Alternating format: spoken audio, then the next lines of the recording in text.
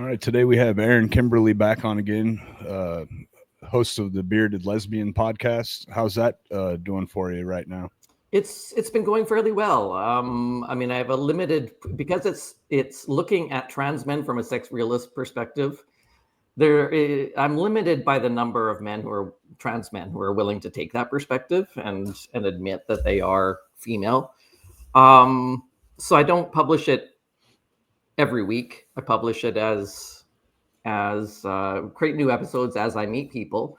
But I'm hoping that by putting that out there and speaking to trans men who admit that they're lesbians and women, that idea will start, that more trans men will start to be receptive to that idea. Right on. And more are all the time. Have all of your guests so far been from Canada specifically, or have you been from different parts of the world? Or all parts of the world, mostly North America. I had one guest from Ireland. Right on. And I know a trans man in Uganda. I'm hoping to have him on at some point because he has an interesting story to tell. That'd be cool. I wonder, is that a very large or a very common thing in Africa? Well, the thing about Uganda is that it is very dangerous to be gay or lesbian in Uganda and other African countries. So I think that's the primary motivation for them, is that more masculine lesbians are medicalizing to appear as men to avoid violence, because they're, this one trans man guest, I had him on an episode of my previous podcast, which is called Transparency, which is still up. It's not running anymore, but it's still up on YouTube and podcast apps. When I spoke to him, he described the situation there, that he's been beaten for being a lesbian and they're being murdered. And it's legal to be murdered there for being gay or lesbian. So it's a way for them to kind of fly under the radar and avoid that kind of abuse. Right on. They could, he could walk down the street holding hands with his girlfriend without being assaulted or murdered. And we think that places like Uganda, are so backwards and so different from North America, but United States and Canada, we're a very diverse population, and there are still pockets within North America where homophobia is still rampant. I grew up in the Bible Belt of Canada, where homophobia is, homosexuality isn't something that's really spoken about. It's still quite taboo. So I do think that's the motivation for some of us, is just to try to blend in better and love who we love and try to avoid harassment and abuse. Right on. Today, I kind of wanted you to come on to discuss the article that you had sent on X, Sex and Violence, what the data on trans sex offenders really shows. You kind of want to maybe discuss why you even got into that? Sure, I'll set the stage for that. So much of the data that the trans lobby publishes doesn't parse out that information by biological sex. They tend to just lump us all into one large category. So I wanted to try, to the best of my ability, to look at that data from a sex realist perspective to see what trends I could find that might be more meaningful and rich in terms of what it really tells us about our quality of life and how things are going. And I come from a feminist perspective as well, and many feminists believe that the root of female oppression is our sex, is our body.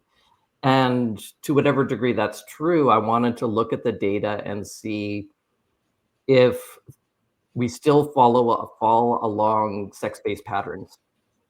Even though we medicalize to appear the opposite sex, I really wanted to see, okay, do these feminist principles still apply after transition? And so I started to look at data from a very good data set from Correctional Service Canada, which is information about our federal prison populations.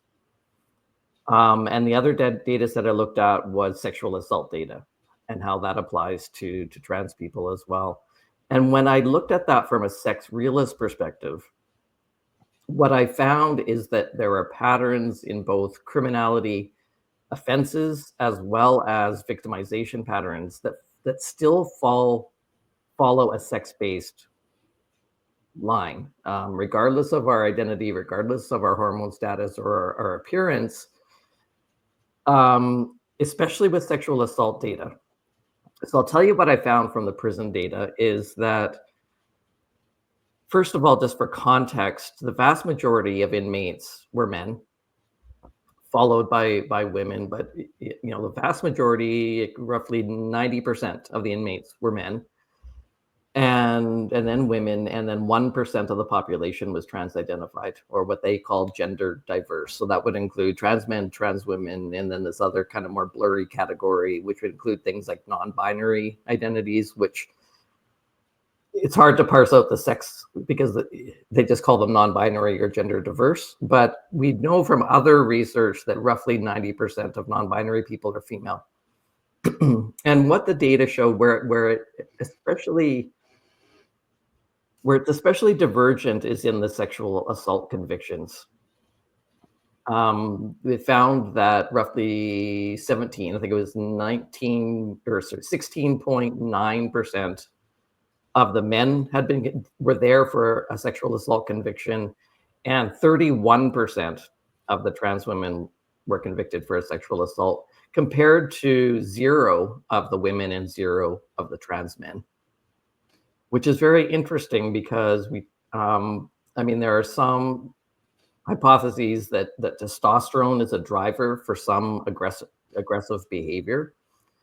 But that doesn't really pan out in this data, because if testosterone was the driver for something like sexual assault, you would think that we would be seeing more of the trans men commit sexual assault once we're on testosterone, and that isn't what the data shows. It's natal males, regardless of whether they're trans identified or not, are the ones that are convicted of sexual assaults. So that is a very clear sex-based pattern. What's interesting, though, is that the vast majority, I don't remember the exact figure now, but somewhere in the ballpark of 97% of those trans women who were convicted for sexual assaults committed those assaults prior to identifying as trans. So what that suggests is that high-risk sexual predators may be playing the trans card, in order to get lighter sentences or to be moved into women's prisons.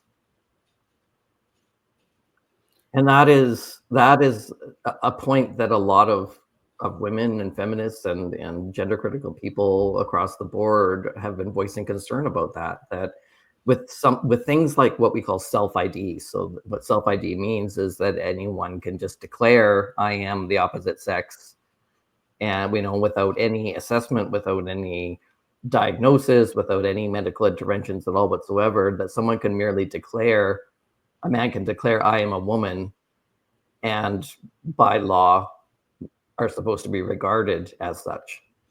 I mean, gender identity is now a protected class in North America and elsewhere. So that is the concern, is that if someone is a high risk predator, there's absolutely nothing legally to stop them from just saying, well, I'm a woman, and by law have to be regarded as such. And a fair number of the trans women that were incarcerated were housed in women's prisons. It wasn't the majority. It was, I'm just looking at my stats here, it was 20 of the 61 trans women were housed in women's facilities, whereas only 1 of the trans men were housed in a men's facility. That the trans men were still opting to be housed with women for safety reasons. So it's interesting data, and these things are hidden from our awareness and from our ability to write really effective evidence-based law, when we just lump all these things together as in just one broad trans category without really looking at the biological sex and patterns in behavior between the two sexes. And on the flip side of that, I also wanted to look at victimization patterns. And a number of studies have shown that trans men, on average, score the highest in forms of all forms of victimization, like sexual assault, intimate partner violence, random assaults, and verbal harassment. But these, like I said, the trans lobby tends to just lump all this together, and they make broad statements like, 50% of all trans people are being sexually assaulted. But when I'm able to actually parse out the biological sex, what I'm finding is that it's the majority of those that are being sexually assaulted are the trans men, not the trans women.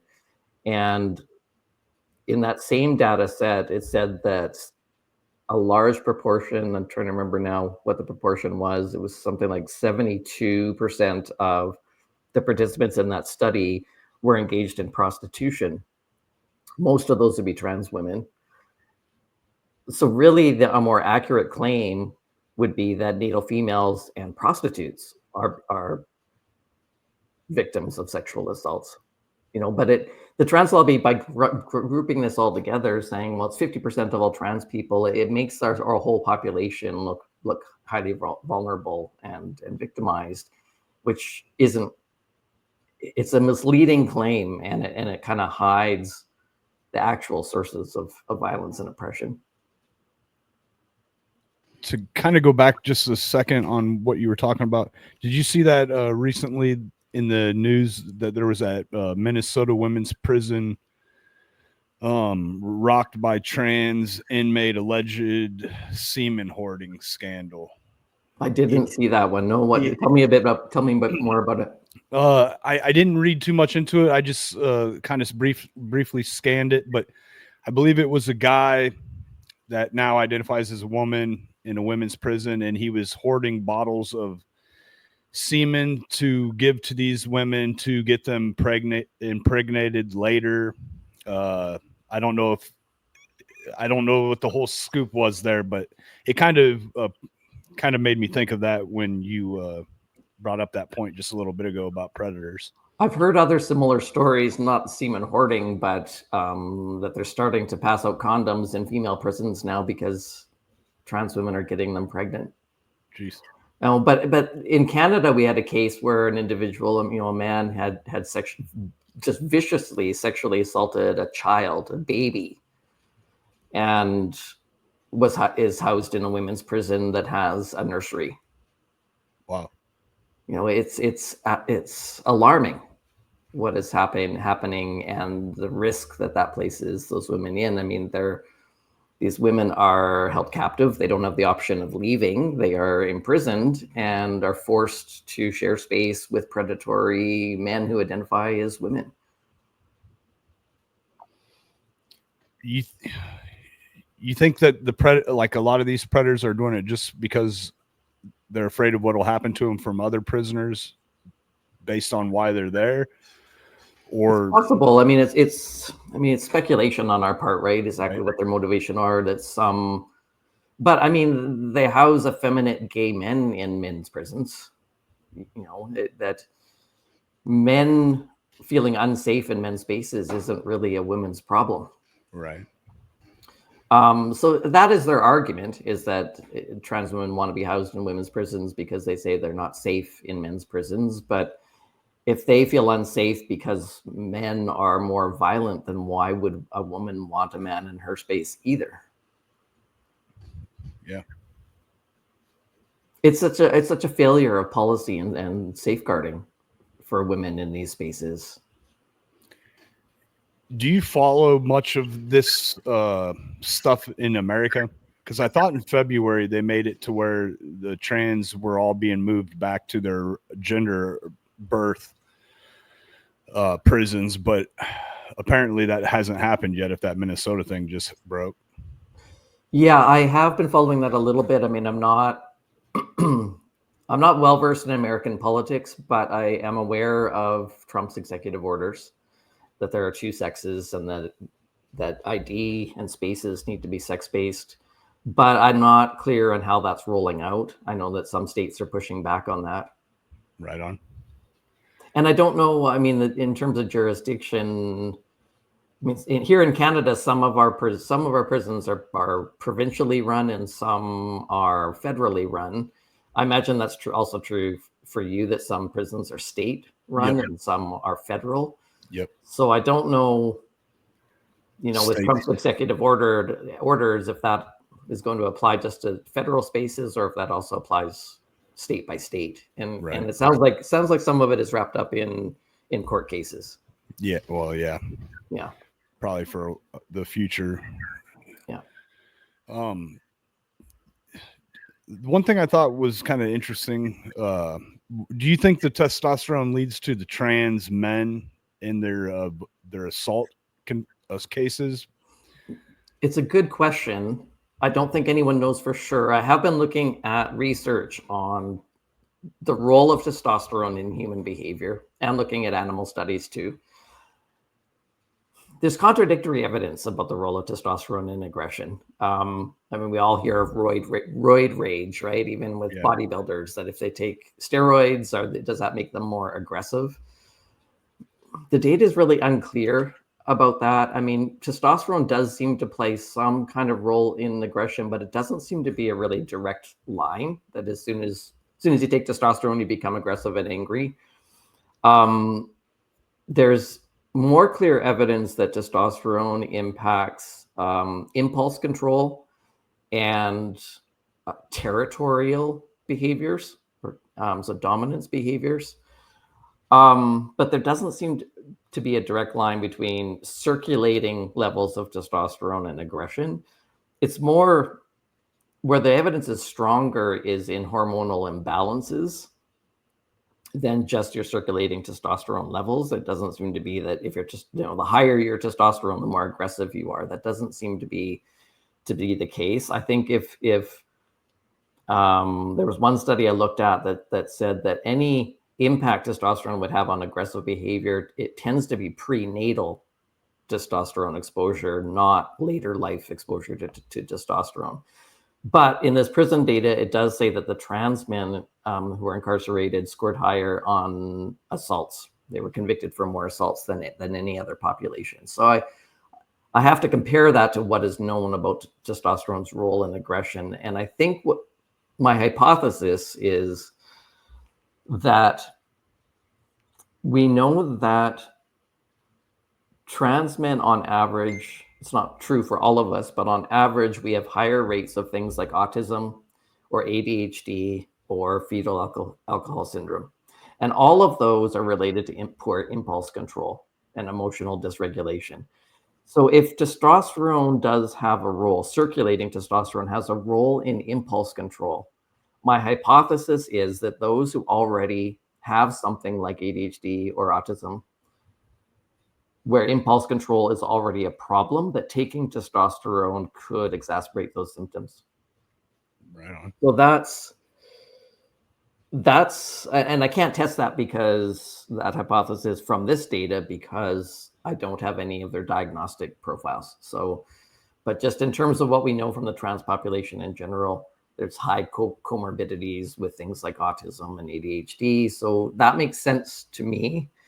That what we're looking at is, a group of natal females that score higher in these comorbidities, and then you add testosterone to that could exacerbate those symptoms. So it's comparing a group of women high in those measures to a group of women that are maybe lower in those measures. Right on. Do you see much difference? I don't really know the demographics of Canada too well. I'm sure I'm not too different than most Americans in that aspect, but do you see a lot of difference in between the different races, or is this more common in one race than others?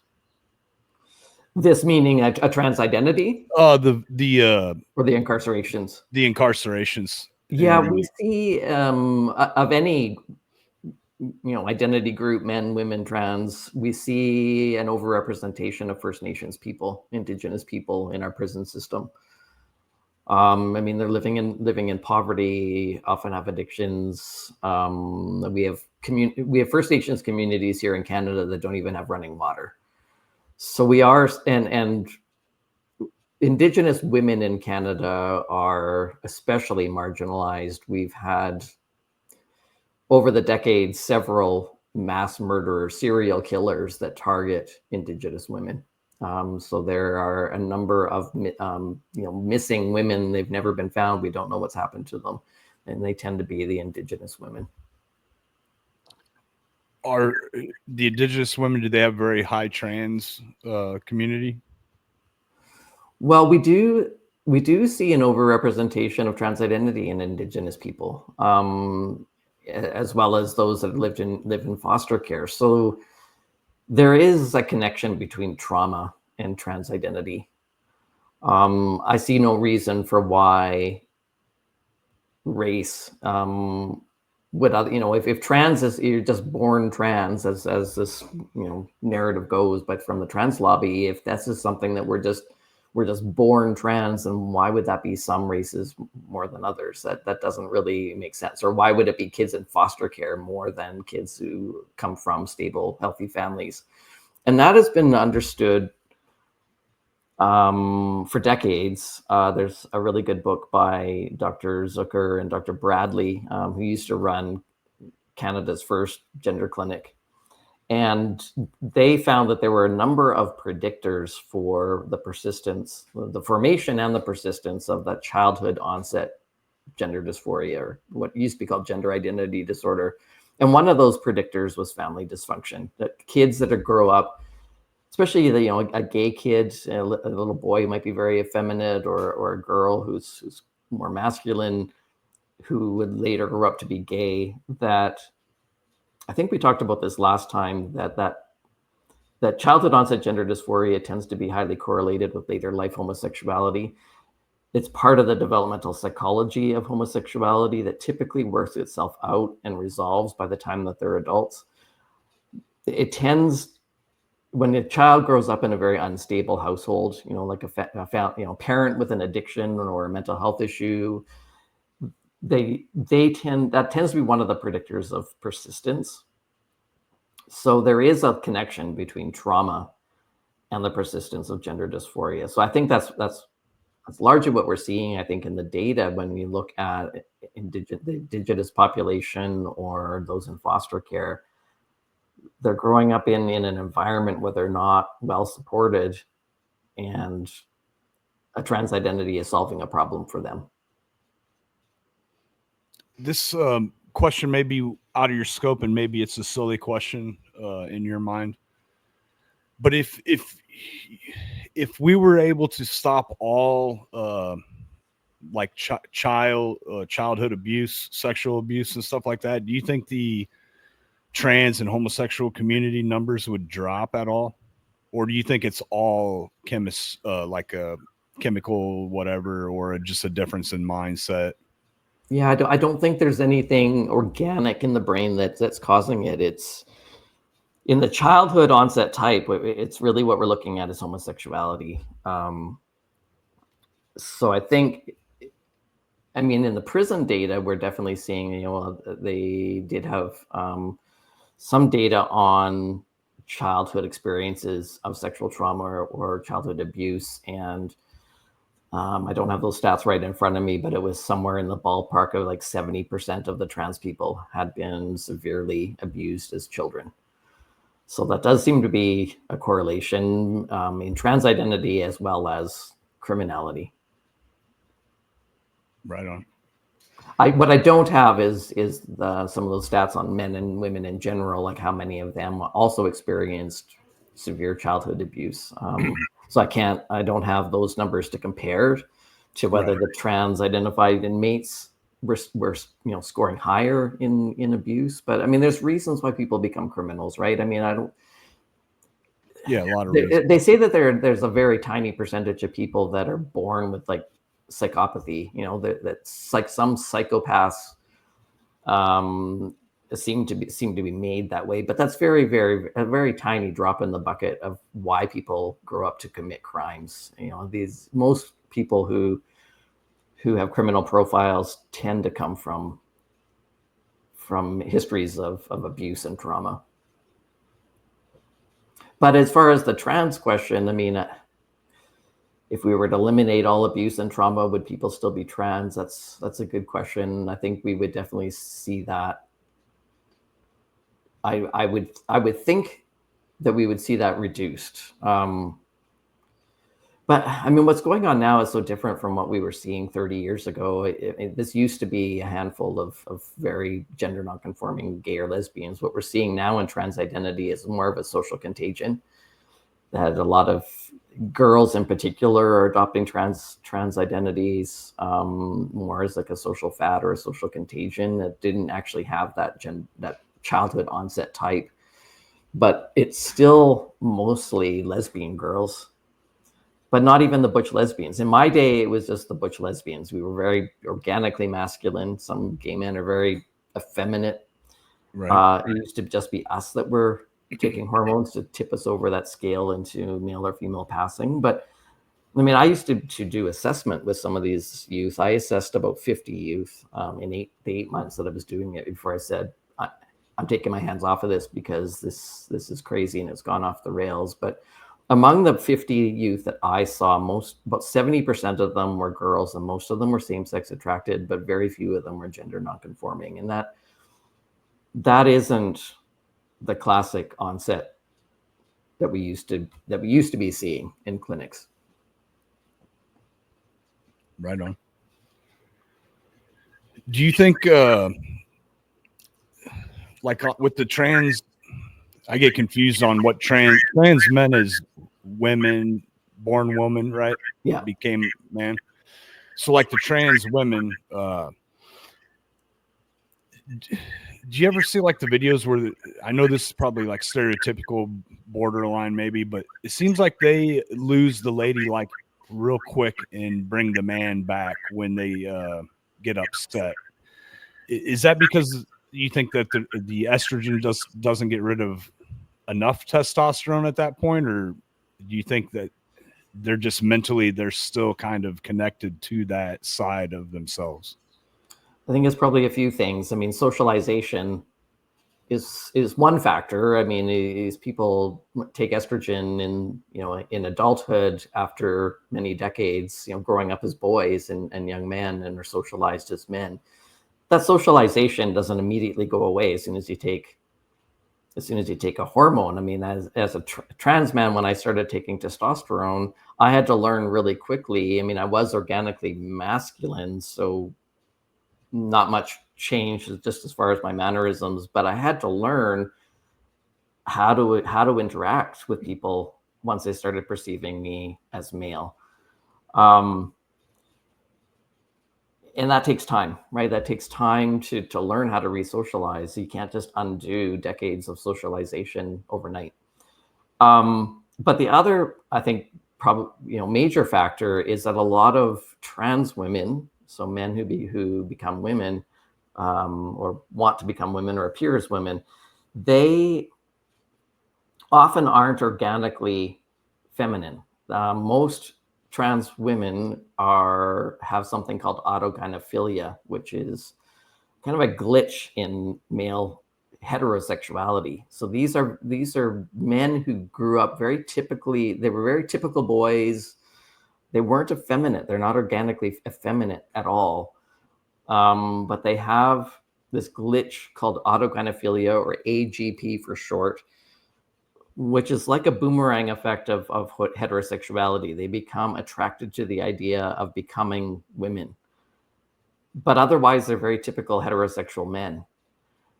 But they seem to be the ones that are really resisting sex reality, that because for them the fantasy doesn't work for them unless they can believe that they truly are women. Because they're attracted to women. They're not attracted to men in dresses. They're attracted to women. So I think that fantasy doesn't work for them unless they can convince themselves and everyone else that they are truly women. Whereas the homosexual subtype, and we're the minority, but I think we tend to be more receptive to acknowledging our sex. I mean, I've met trans women of the gay subtype who say, yes, I know I'm a gay man. I was a very effeminate gay man, and my life just is easier, and it's easier to attract partners when I appear female. And likewise with the butch lesbians that transitioned, I think we're more likely to admit, yes, I mean, sex change isn't possible. I haven't changed sex. Back in the 80s and 90s, trans men were just understood as butch lesbians that took testosterone. We were considered part of the butch lesbian umbrella, and that is still how I think of myself. I'm old enough that that's kind of the culture in which I came from. But in recent years, sort of beginning in about the early 2000s, that started to change. And that was mostly driven by those trans women with autogynephilia. This rebranding of trans as we're all the same, that there's this big broad category called trans, that we're all the same, that we're born that way, and that we truly are the opposite sex. That's a fairly new way of thinking of this. And that wasn't the case when I transitioned. I mean, there was a book written by Judith Halberstam, who was one of the early queer theorists. I know queer theory gets blamed for this, but queer theory has evolved a lot over the years. So when I studied queer theory in the early days, it was early to mid 1990s, queer theorists were still talking about this as a gay and lesbian identity. So this book by Judith Halberstam, what was called Female Masculinity, in which she described just women who are just organically masculine, and butch lesbians, and she included trans men, or what we used to call FTMs back then, is included as a chapter in this book as just part of this umbrella of female masculinity. So that is still how I think of this, but that started to change, and queer theory started to depart from that way of thinking. And yeah, I think it was early 2000s. So I remember seeing a documentary in 2006 on TV. It was on one of our major broadcasters, a very polished documentary called Trans Kids.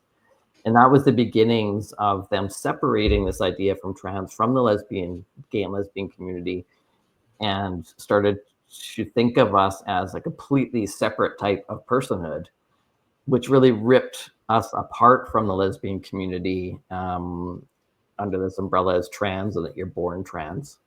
Is really taking the playlist from gay and lesbian activism, because gay and lesbians won rights by saying, well, we're born this way. We can't help being gay. We're born this way.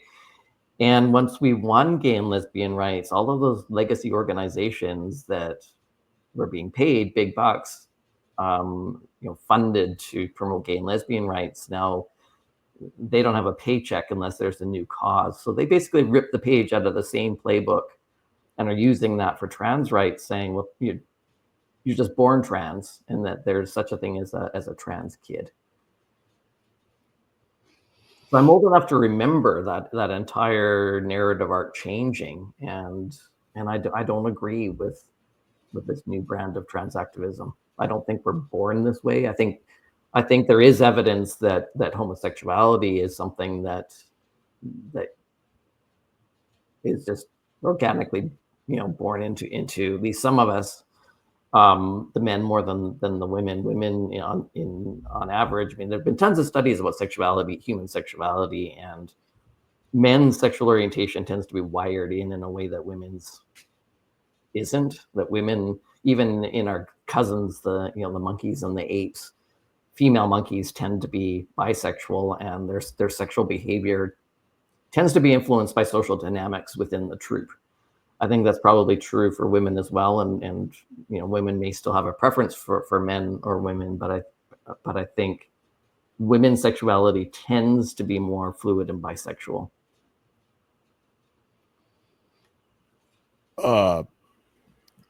If we can go back to the prison thing, do you want male people that were born males to go to male prisons ultimately, and people that were born female to go to female prisons?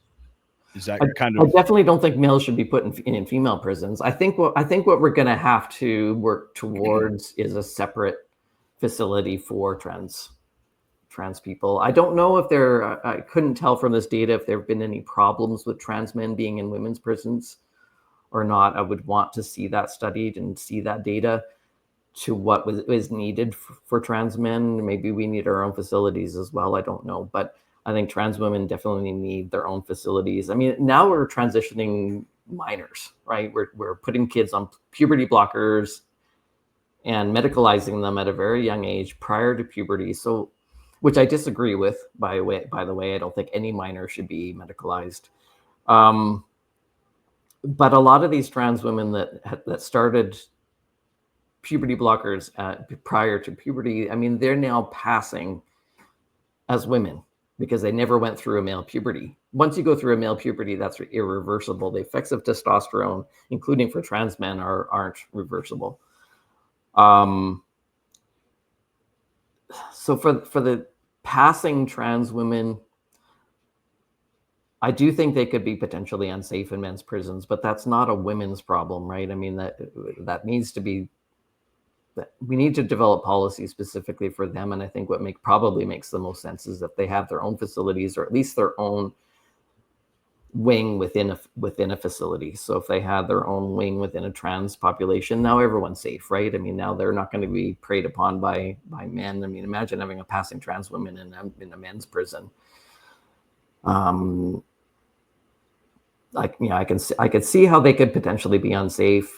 So I think it makes the most sense for them to have their own area for their own safety, but also to keep women safe. And when we absolutely should not have self-ID where people get to just declare which sex they are and go into whatever facility they choose. I mean, imagine lining up, 50 high-risk sexual predators who are men. You line them up and say, okay, which prison do you want to go in, a men's or a women's? Right. It doesn't. You don't have to be have degrees and be of high intelligence to imagine that at least some of those men are going to prefer to be in a women's prison. Right. No. Would you say you feel the same about sports then, or is that what you do? I do. Yes. I mean, sports is. I do think that there are aspects of public life where biological sex probably doesn't matter. It doesn't really matter when I go and buy a loaf of bread. Right. But I think there are situations where our biology has to trump identity. I'm still willing to use people's preferred pronouns and names. But there are situations where it's not about identity, it's about fairness and biology. And I think sports is one of those areas where biology absolutely does matter, especially if someone's gone through a male puberty. Right. They're going to be bigger, stronger, even if they're on estrogen for a long period of time. And they would lose some of their muscle mass, but men don't just have bigger muscles; they have different kinds of muscle fibers, right? And when you think of, I don't remember their name now, but the case of the Olympics swimming medalist who was a foot taller than the women on the swim team. That's just, it's not fair. It just isn't fair. And when we endorse things that are so obviously not right and not fair and not safe, it's just driving more and more hostility towards trans people because we look like a bunch of selfish idiots. Right. I wasn't sure about copyright stuff with YouTube, so I didn't want to take the chart out of your article, but I think I'll try to include that in the description, the link to that, because I think it really shows that trans women are above or equal to men in just about everything in the criminal convictions part. That is Canadian, though. Let's keep that in mind. It is Canadian, but there is data. I can send you a link to some work that a woman has been doing where she's collecting data from the UK and Australia as well as Canada. The data is the same everywhere. Right on. In the UK, I think it's the UK where the sexual assault convictions of trans women is actually higher than in Canada. So, but none of that data contradicts what I found in Canada. That from country to country, this is all telling the exact same story, that there are certain criminality patterns that follow sex-based lines, regardless of whether you identify as trans or are taking hormones. Right on.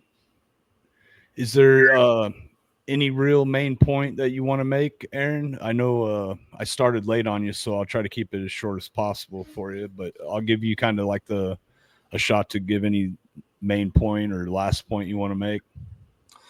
Just to drive home the idea that we really need to be looking at evidence, I do think, policy, I want to be respectful of people. I want everyone to be safe. I want everyone to feel confident in our policies and laws. Our nations are becoming so divided, almost to a point where I worry that civil war is coming. I don't want that. Just because I'm a trans person doesn't mean I want to disrespect my neighbors. I want us all to get along. And in order to do that, we have to have policy based on evidence. Now, as I said in the beginning, I mean, so much of the evidence now is obscuring the reality of biological sex and lumping us all together. Like, as I'm looking through research, trying to parse this out by biological sex, I'm finding it really difficult because the researchers, in a lot of cases, aren't even reporting the biological sex in this data. And then with all these other identity categories like non-binary, well, I don't know if they throw out a statistic that 50% of non-binary people are experiencing X, Y, Z. Well, I don't know if those non-binary people are male or female, right? So this is really becoming obscured.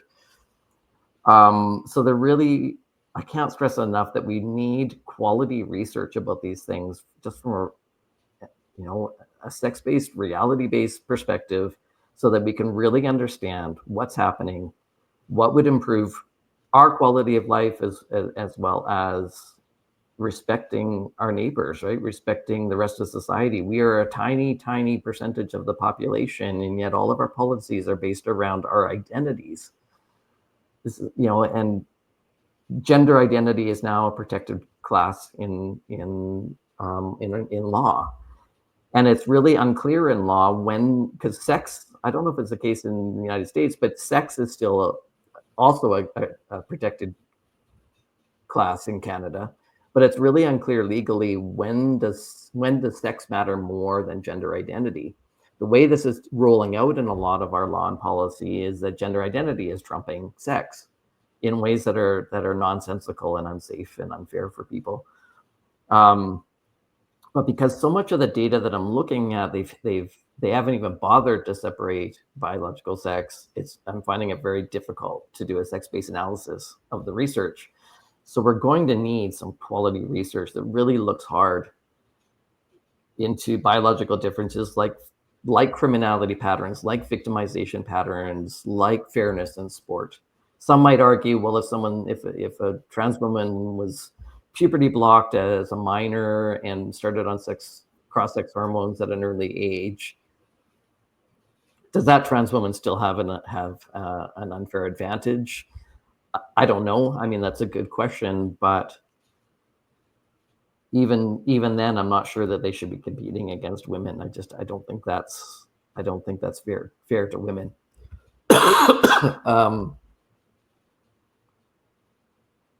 But yeah, I mean,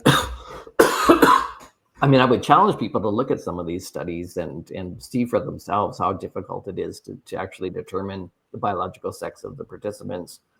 And the trans lobby always frames this information in the most alarmist way possible. So it was the National Sexual Assault Resource Center that I got some of the data about who's being sexually assaulted and what are those patterns. And they were reporting just these broad statistics, like 47% of all trans people are being sexually assaulted. But when you actually look at, well, what was the sex of those people that were being sexually assaulted, the more accurate claim is that it's females that are being sexually assaulted and prostitutes that are being sexually assaulted, which gives us more rich information and more accurate information, so we can actually address some of those problems, right? We can address violence against women, and we can address the issue of prostitution. And I think, feminism is better equipped to do that than the trans lobby, because the trans lobby is hiding the reality of what's actually happening to us and our quality of life. Right. And that mostly serves the trans women, right? I mean, they're using the stats. They're using our stats as trans men who are female. They're using our stats in their favor, meanwhile doing absolutely nothing to make trans men's lives safer. Yeah. I guess I have one question that did kind of pop up in my head. If you got a second. Yeah. Do you think like the male born transition to female, would they be okay in prison with women? Maybe if they had the sex change done.